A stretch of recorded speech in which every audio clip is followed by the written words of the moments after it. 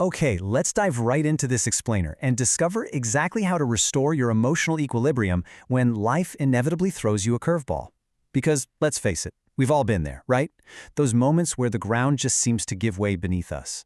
But why is it that some of us can navigate that turbulence while others seem totally derailed? Well, today we're exploring the precise mental mechanics of resilience. We're going to zero in on what actively blocks us from bouncing back and exactly what we can do to clear those blocks for good. So, this is the absolutely critical question. To answer it, we really have to start by acknowledging the sheer pain of reality crashing into us. According to our source material, life's unmanageability isn't some weird flaw in the system, it's just a fundamental reality. Sometimes we crash into reality because of our own poor decisions, sure, but often reality simply crashes into us, through an illness, a crazy economic downturn, or sudden loss. When that happens, why does our resilience sometimes just completely fail? To figure that out, here is our roadmap for this explainer. First, when adversity strikes. Second, the 3 resilience blocks. Third, deconstructing the mental traps. Fourth, the writing solution. And finally, restoring your resilience. Let's get into it. Section 1. When adversity strikes, the disruption of reality. It all kicks off when we are ripped right out of our comfort zone. You might not have been perfectly happy there, but hey, it was stable. Then, bam! A life event disrupts that stability and forces you into the unknown. Our source text actually describes this as encountering the perennial struggle. It's that deep, lifelong tension that exists inside every single one of us. When adversity pulls us out of our comfort zone, true resilience isn't just about toughing it out or, white-knuckling it. Rather, it's about learning to manage the inevitable unmanageability of life. We can't control the disruption itself, but we absolutely control our participation in reality moving forward. Now, this quote grounds our entire philosophy today. Facing reality is incredibly hard. We instinctively want to hide behind denial or self-pity because, let's be real, the truth of a sudden hardship hurts. But avoiding reality? That practically guarantees our suffering.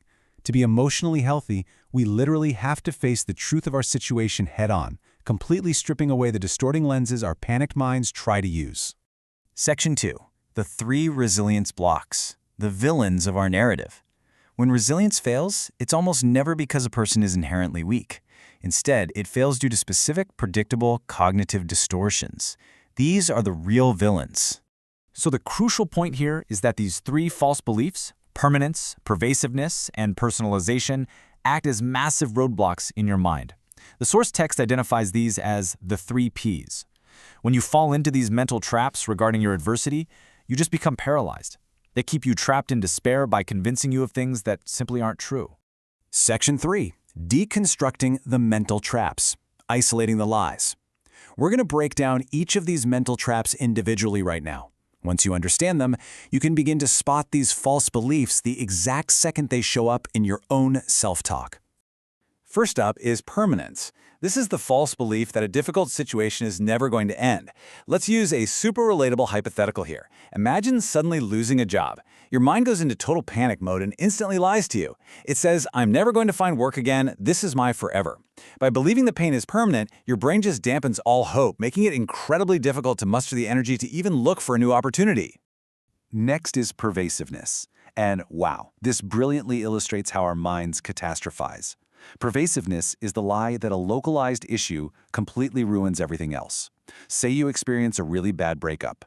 Pervasiveness tricks you into falsely believing that because this one area is suffering, your entire existence is ruined. You think, well, my relationship is over, therefore my career is doomed, my health will fail, and my life is a total disaster. It's a sweeping generalization that totally blocks your resilience. The third block is personalization. This is when you falsely believe you have to take the adversity personally, or you assume this unbearable, totally illogical burden of blame. Think about it. If a company downsizes its entire department, personalization makes you think, I was let go because I am inherently a failure, rather than just seeing the larger economic context. Taking things personally seriously distorts reality and crushes your self-esteem exactly when you need it most. So, here is the ultimate comparison. The trapped mind combines the 3 Ps into one awful thought. This ruins everything, forever, and it's my fault. But look at the resilient mind. Okay, this is difficult. It affects this one area, and it's temporary. This perfectly connects to the cognitive triangle. the deep relationship between our thoughts, feelings, and actions. Change that distorted thought and you literally interrupt the cycle of despair, freeing yourself to finally take positive action. Section 4, the writing solution, the antidote to the 3 Ps. Okay, now that we know exactly what the traps look like, how in the world do we escape them? Let's explore the mechanical, physical solution provided in the text to dismantle these cognitive roadblocks. Let's dive into this concrete action plan. The source specifically points out that just recognizing these exact 3 negative tendencies is super helpful in itself. But the real magic? That happens in step 2. You physically write down logical reasons why the 3 Ps are false. You have to actually put pen to paper. If your brain says, I will never get another job, you write down, I have skills, I have been hired before, and the job market has openings. By actively pushing back with cold, hard logic, you literally change your perception of reality. Now, remember, this isn't just about positive thinking. It's about accurate thinking. This simple writing exercise actively reframes reality. The text emphasizes that, look, you can't control an emotion once it hits you, but by changing your distorted thoughts about the event, you drastically reduce the emotional weight. You relieve the heavy, suffocating burden of the situation, which immediately restores your baseline resilience. Section 5, Restoring Your Resilience, the final stage.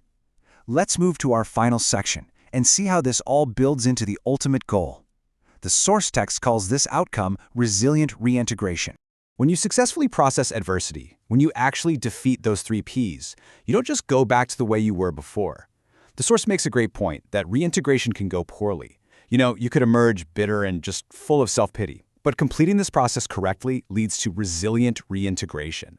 This means you emerge stronger, highly adaptable, and genuinely open to new possibilities. It transforms you into a much stronger participant in reality, someone who actually works with life instead of constantly fighting against it.